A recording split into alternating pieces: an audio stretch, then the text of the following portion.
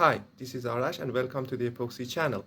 In this channel, we're going to talk about the epoxy resins from the theoretical aspects to the most practical ones. So if this is the first video that you're watching, or if you're interested in epoxy resins, please like and subscribe to our channel for more videos. Today, I'm going to present epoxy resins color.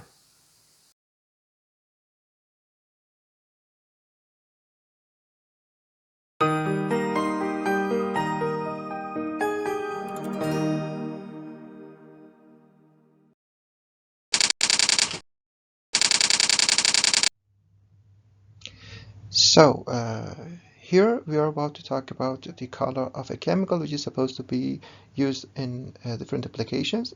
Chemicals are used in a variety of industries like automotive, food and beverages, personal care, and electronics. And epoxy resins are used in these fields as well where color matters. The material which are supposed to be used in the mentioned application need to undergo stringent quality control testing for their color. Some applications require white or crystal white epoxy resins, whereas in some other applications the color might not be that important. There are several industrial methods to report or measure the color of a liquid or a resin.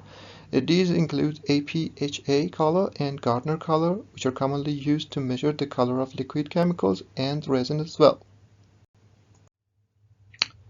So let's look at the APHA color, which is commonly used to report the color of a resin, and it is reported in TDS documents frequently.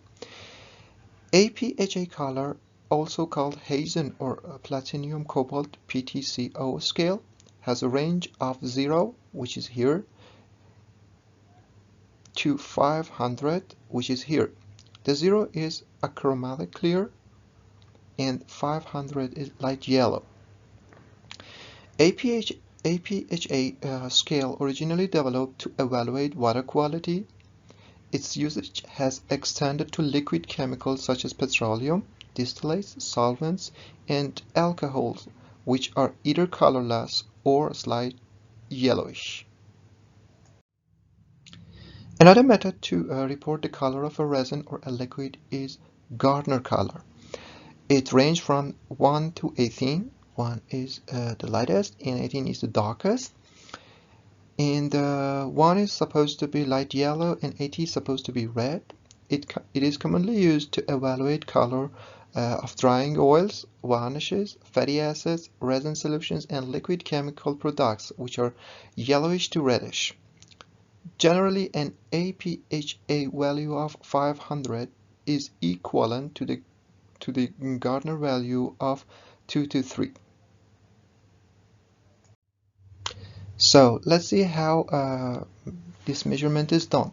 The earliest forms of both APHA color and Gardner color were liquid standards and rely comparing sample against the liquid standards visually. This method is subjective and difficult to maintain consistent color judgment.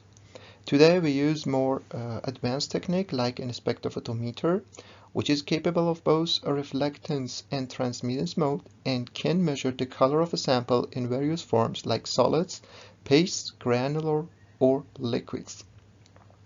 This measurement is often used UVVS excellent spectrophotometers, and the sample is sometimes compared with a blank sample which is supposed to be a 0. Through mathematical equations, the APAH or Gardner values will be reported. Regarding the APHA, it should be mentioned that the name preferred in ASTM D1209 and ISO 6271 is platinum cobalt color, or simply PTCO, but APHA is a name which is commonly used in industry.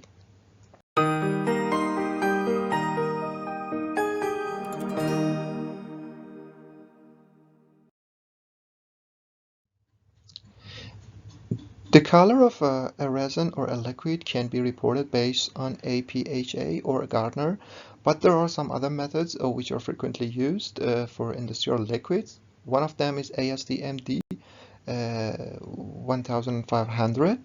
The other one is a bolt method.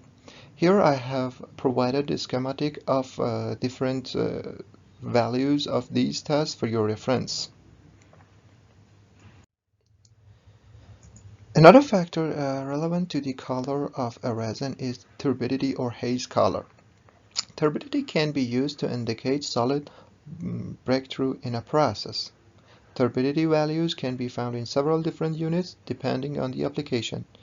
Two common measurement standards are ASTM method D4176 or haze and EPA NTU. The ASTM method describes the visual standards for measuring turbidity caused by immiscible water in fuels by viewing cards with black lines of various thickness through 100 mm diameter glass jar of solution. Okay, here I have provided a slide for overviewing the color measurement methods for liquid and resins. The name of the value is reported in the first row, which could be APHA, ASTM, Seibold, Gardner, or turbidity. The range are provided in the second row. For APHA, it is 0 to 500, as you've seen. For Gardner, it could be 1 to 18, and the rest are presented here as well. The 0 is the lightest for APHA, and 500 is the darkest for APHA. And for example, for Gardner, 1 is the lightest and 18 is the darkest. I have also provided the ASTM method used to report the color based on these values. Color of resins and liquids sometimes reported based on US official rosin standards, and I have provided the comparison between Gardner and US official rosin standard here as well. Here you can see the Gardner standard starts from 1 to 18, and here US rosin standards are provided for your reference. Thanks for your attention. I hope you enjoyed this video. Please share your comments, thoughts, or questions, and I will come back to you soon. Thank you.